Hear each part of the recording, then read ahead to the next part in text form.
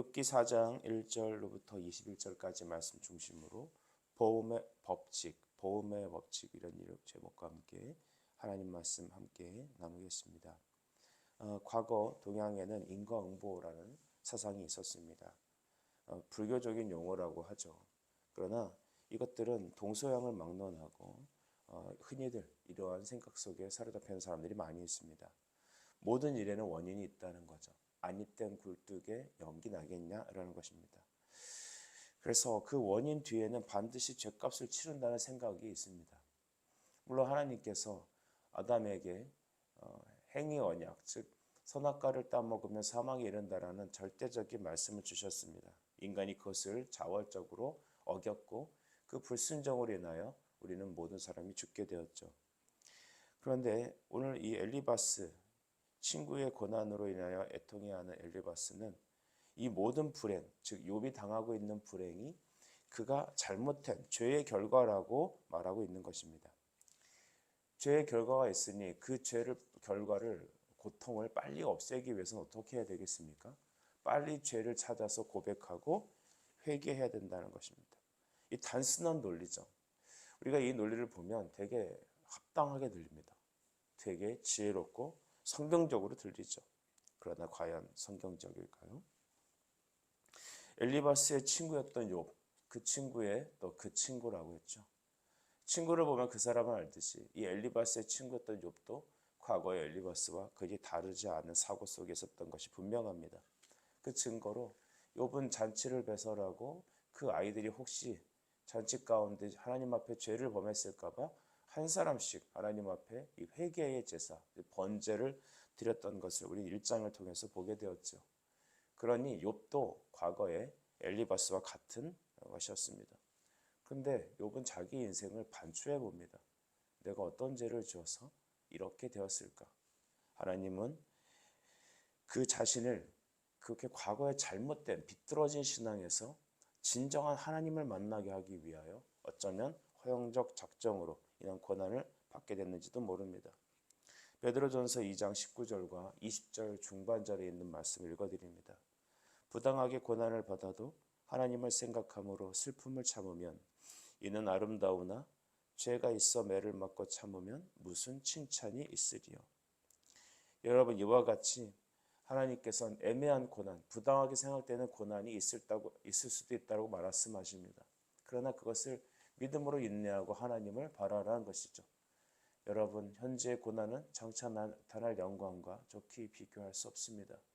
그러니 현실에 어렵다고 금세 불평을 털어놓고 내 신앙이 무너지지 말고 위에 계신 그리스도, 온전하신 우리 구원의 창시자이신 예수님께로 나아가는 이 아침이 되길 바랍니다. 욥의 고난의 소식을 듣고 대만 사람, 즉 에돔이라고 추정되는 지역에 살고 있던 엘리바스가 욥에게 와서 말합니다. 3절인데요. 3절 보면 보라, 전에 내가 여러 사람을 훈계하였고 손이 늘어진 자를 강하게 하였다라고 말합니다. 이 말을 쭉 달아보니까 욥도 과거에 까닭 없는 불행은 없다라고 생각하는 그런 원리에 갖고 있던 사람이었죠. 인과응보적인 생각을 갖고 있는 사람이었습니다. 제가 이 말을 듣다 보니까 제가 청년 때 어떤 한 청년부 회장의 말이 생각이 납니다. 당시 저희 있었던 청년 지체들 중에 막 고등학교를 졸업하고 공장을 다니는 친구가 있었습니다. 그런데 그 공장 일이 익숙하지 않은 20대 청년이 밤에 근무를 하다가 그만 기계에 손이 껴서 이 손가락에 절단되는 사고를 겪었죠. 급히 그것을 수습해서 이제 봉합 수술을 해서 이렇게 신경이나 이런 것들을 살릴 수 있었던 정말 다행이었죠. 근데 그 이제 면회를 가기 위해서 또 이제 이렇게 살균실이어야 돼 갖고 많은 사람이 들어가지 못하고 한 사람씩 들어갔다 봅니다. 근데 그 청년부 회장이 그 손이 절단된 청년 앞에 가서 이렇게 말하는 것이었습니다. 까닭 없는 고통은 없다.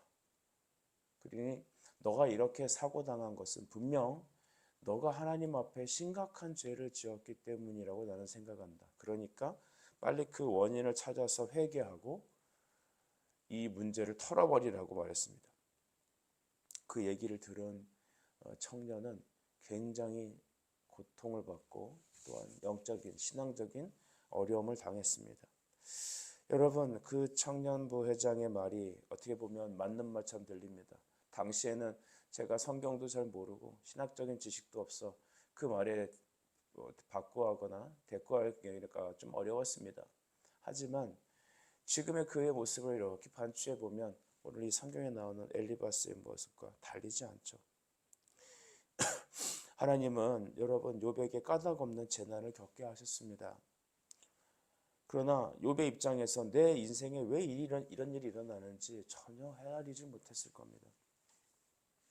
그는 자기 자신이 참된 성경적 신앙 속에서 하나님의 진리에서 나오는 바른 신앙 속에서 하나님을 경외하는 것이 아니었습니다. 자기 논리였고 자기 신앙이었습니다. 자기 신념에 사로잡혀 살아가는 사람이었죠. 우리가 믿음이라는 것을 주변 사람들로부터 듣게 됩니다. 믿음이 무엇인가 하면 내 논리로 얘기합니다. 자기 경험으로 얘기합니다. 성경으로 얘기하지 않습니다. 청년들도 마찬가지고 우리 주변에서 어떤 사람이 물어봅니다. 당신 믿음은 무엇입니까? 기도는 무엇입니까? 당신은 왜 예수를 믿습니까? 그러면 자기가 경험한 것, 자기가 생각한 것, 자기 부모에게 들은 것, 주변 사람들에게 얻어들은 그 지식을 가지고 자기가 융합하고 배합하여서 어떤 신념이라는 것이 생깁니다. 그것이 굳어집니다. 그러면 아무리 성경적인 진리를 갖다 드려대도 받아들이질 않습니다. 그래서 하나님은 욥을 극한의 환난 속에 밀어 넣었는지도 모릅니다. 왜냐, 사람은 그렇게 해야 깨지기 때문이죠. 그렇게 여러분 해야 우리의 이 아스팔트같이 견고한 돌같이 단단한 마음들이 깨질 것 아니겠습니까? 이제 엘리바스는 6절에서 욥에게 다시 기존의 신념, 너의 신념으로 돌아오라고 촉구합니다. 6절이죠. 내 경외함이 내 자랑이 아니냐, 내 소망이 내 온전한 길이 아니냐라고 했습니다. 너의 경외함이 바로 내 온전한 길이다. 이 얘기는 너 기존의 너의 모습을 빨리 회복해라라는 겁니다. 욥, 너의 옛날 모습 있잖아. 네가 바르게 살고 있던, 네가 종교적인 그 확신 속에 살고 있던 그 과거의 모습 있잖아. 그거 빨리 찾으라는 것이죠. 그러니까 빨리 회개하고 이 어둠의 세계에서, 고통에서 벗어나라. 친구인 엘리바스는 진짜 진심으로 충고해 준 겁니다. 근데 하나님이 보시기에는 정말 잘못된 것입니다. 다시 옛날로 돌아가란 말입니까? 그럴 수 없습니다. 각 교회들마다 신앙의 어떤 예배나 삶의 특징들이 있습니다. 그것은 그 목회자가 어떤 말씀을 선포에 따라서 성도들은 그 성향에 의하여 말씀을 듣고 변화되기 때문이죠. 율법주의적이며 인과응보적인 특징을 가진 성도들은 좁은 식견과 종교적인 색깔로 살아갑니다. 이것이 왜 잘못되었습니까? 성경에 기반된 핵심 성경 진리에 대한 것이 아닙니다. 그것들은 잘못된 자기 종교적인 신념으로 굳어진 것입니다. 신앙이 아니라 종교적 신념을 갖고 오게 만든 겁니다. 그래서 율법주의가 찾아옵니다. 또 여러분, 신앙에 기쁨이 없습니다. 자기 공로를 내세웁니다. 나는 새벽기도 하는데 너는 새벽기도 못하지? 나는 11조 너는 11조 못하지? 우리 교회는 이렇게 살아야 되는데 너는 이렇게 안 하지? 그러니까 너는 믿음이 없는 거야. 그러니까 너의 옛날 모습 빨리 깨뜨리고 빨리 우리의 모습처럼 변화돼야 돼. 그래서 어떤 교회들은 보면 우리 교회화 되어야 된다고 강요를 합니다. 심지어 목회자인 저도 그 교회에 익숙해질 수가 없습니다. 왜냐하면 진리가 아니잖아요. 성경적 진리가 아니잖아요. 근데 이렇게 얘기하면 그분들도 이렇게 공격을 합니다. 당신만 다 압니까? 우리는 정말 모릅니까? 여러분, 하나님은 목회자를 통하여 진리의 말씀을 선포하게 하셨습니다. 제가 성경적 지식이 잘못되고 진리에서 떠났다면 저는 하나님 앞에서 교정을 받아야겠죠. 그러나 우리가 성경을 통하여 바른 우리의 보수적인 신앙의 어떤 방법론을 신앙 고백을 통하여 바른 신학과 바른 성경을 가지고 하나님 앞에 믿음 생활을 한다면 우리의 경험적인 것과 우리의 신념적인 것들은 여러분 부서지고 깨트려져야 되겠죠. 사람 변하지 않죠. 그러나 이것이 얼마나 고통스러운지도 압니다. 그러니까 하나님이 욥을 그 극한의 상황에 몰아넣은 것입니다. 7절에 보니까 현실에는 죄에 대한 보응이 있음을 끝없이 엘리바스가 주장하죠. 7절입니다. 우리 7절 같이 읽어볼까요? 시작. 생각하여 보라. 죄 없이 망한 자가 누구인가? 정직한 자의 끊임없이 끊어짐이 어디 있는가? 단순한 이분법적인 논리로 얘기하죠. 회개하면 자유함을 얻고, 또 정직한 자, 하나님 앞에 정직한 자는 끊어짐이 없다는 겁니다. 그러나 우리는 성경을 통해서 아까 말씀드렸잖아요. 베드로전서에 부당하게 고난받음이 있다. 애매하게 내가 현실적인 왜 이런 일어나는지 모르겠다라고 생각할 때가 있지 않습니까? 여러분, 현실은 이 땅을 살아가면서 우리는 하나님의 행하시는 일을 우리가 다 헤아리지 못합니다. 우리의 논리로 모든 성경을 일반화하지 못합니다. 엘리바스의 말을 보십시오. 죄 없이 망한 자가 누구냐? 망한 자는 죄인이다 라고 말하는 것입니다. 이것이 신앙이 아니라 신념이라는 것입니다. 자기 생각, 경험, 일반화를 매우 성경을 전체를 다 통일하라고 하는 그것들, 여러분 이것은 굉장히 위험한 것입니다. 오늘날 보면 이슬람의 이 극단주의자들을 보게 됩니다. 그들이 꾸란이나 이런 어떤 선지서 같은 것들을 읽으면서 그들 나름대로의 어떤 종교적인 신념이 같습니다. 심지어는 여러분 지하드 거룩한 성전을 하면 천국에 가고 뭐 수십 명의 여자들이 뭐 와이프로 준비되어 있고 이런 잘못된 생각과 사고가 오늘날 이렇게 극단적인 폭력을 끌어올립니다. 율법의 정신도 모르는 것이죠. 율법의 정신은 무엇입니까? 사랑입니다. 하나님을 사랑하는 것, 이웃을 사랑하는 것. 내가 사랑할 사람, 사랑할 만해서 사랑한다. 내가 존경할 만하니까 존경한다. 여러분 그것은 세상의 논리죠. 도덕이죠. 윤리죠. 복음은 뭘 말합니까? 그럴 수 없음에도 그걸 사랑하는 것입니다. 교회 안에 율법주의가 너무 많아요. 자기 생각으로 살아가는 사람이 많아요. 자기 신념으로 살아가는 사람이 많습니다. 그래서 성도들 얘기를 이렇게 들어보면 나는 원래 어떤 사람인데 나는 그렇던데 나는 어떤데 항상 주어가 나 아니겠습니까? 그러니까 자기 생각이 일반화되어서 그것이 신앙으로 굳어진 겁니다. 엘리바스 어쩌면 우리 모습일 수 있고 엘리바스 우리 안에 존재하는 사람이기도 합니다. 여러분 이런 분들이 교회 리더십이라면 어떻게 될까요? 이런 분이 교회 목회자이고 교회 사모고 교회 집사고 선생님은 어떻게 될까요? 여러분 우리 엘리바스의 모습이 있지 않나 우리는 점검해야 될 것 같습니다.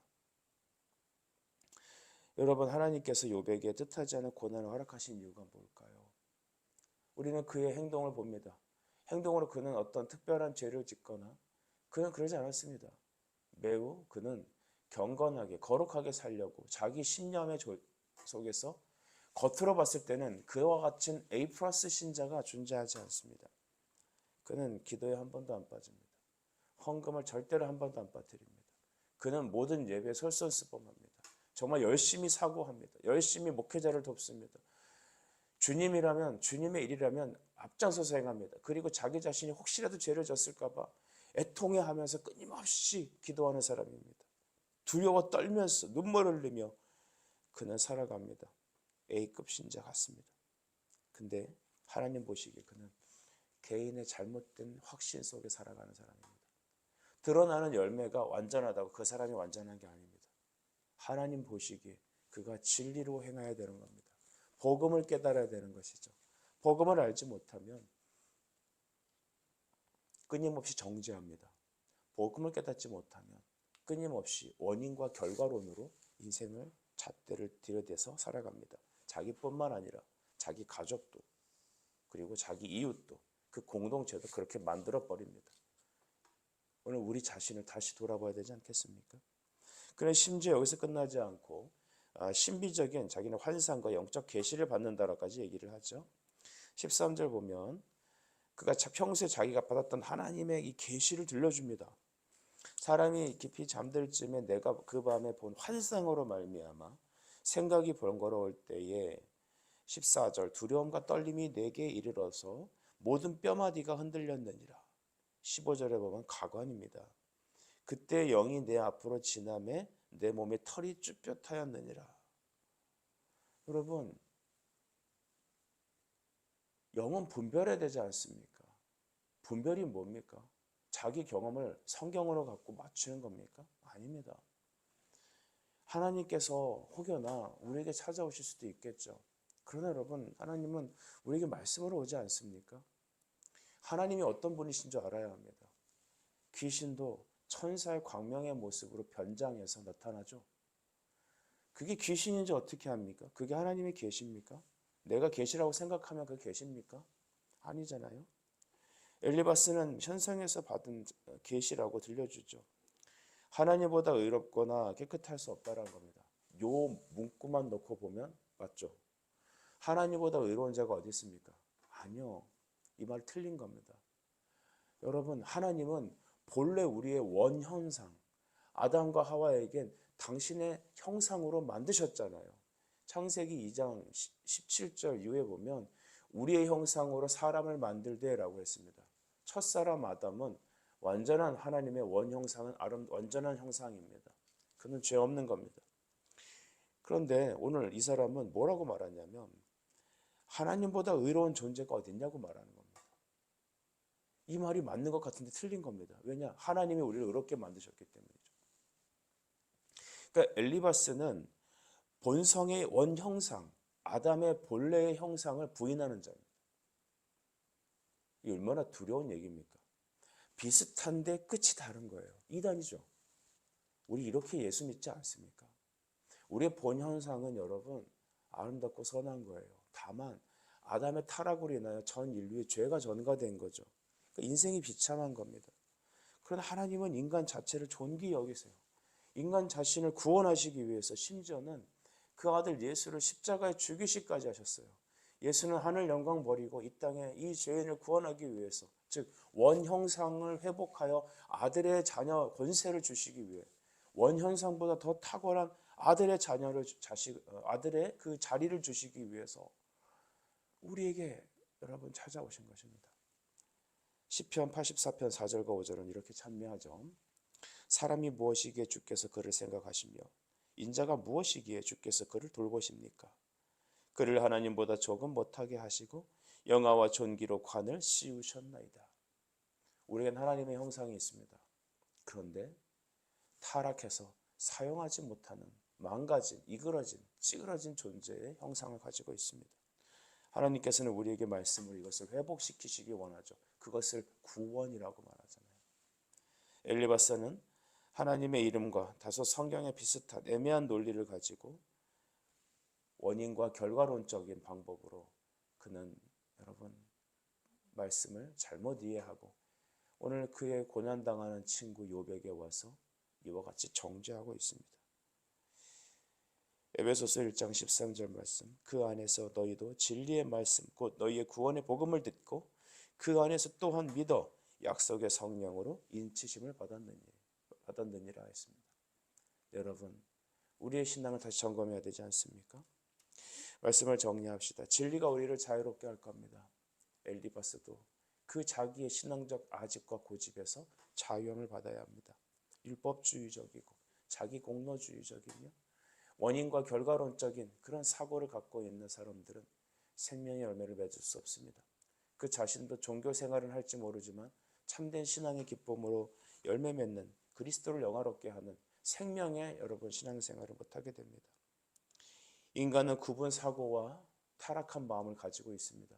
그러나 원형상마저 그런 건 아닙니다.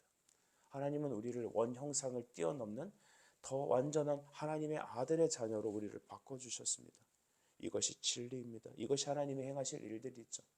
고난받는 욥, 부당하게 고난받는 것 같은 욥의 모습도 하나님은 그의 완악함을 깨뜨린 것이며 엘리바스 같은 잘못된 그런 자기 신념 속에 살아가는 신자들 또 여러분 자기 중심적인 살아가는 사고로 살아가는 성도들은 오늘 우리가 이 모습을 반면교사 삼아 하나님의 말씀을 다시 깨닫고 진리로 돌아오고 예수 그리스도 앞에 온전히 엎드려져 바른 길로 바른 신앙의 길로 걸어가는 우리가 되어야겠습니다. 주님 우리에게 이러한 은혜를 베풀어 주시옵소서. 기도드리겠습니다. 하나님 아버지, 오늘 이 아침에 보응에는 법칙이 있다라는 이 말씀과 함께 우리 자신이 엘리바스가 아니었는지, 우리가 과거의 욥과 같이 살지 않았는지 점검하게 해주시옵소서. 하나님의 진리의 말씀 예수 그리스도로 살아가야지 자기 확신과 원인과 결과론적인 율법주의적인 사고로 살아가는 우리의 모습이 없는지 점검하게 해주시옵소서. 예수 그리스도의 이름으로 기도드립니다. 아멘.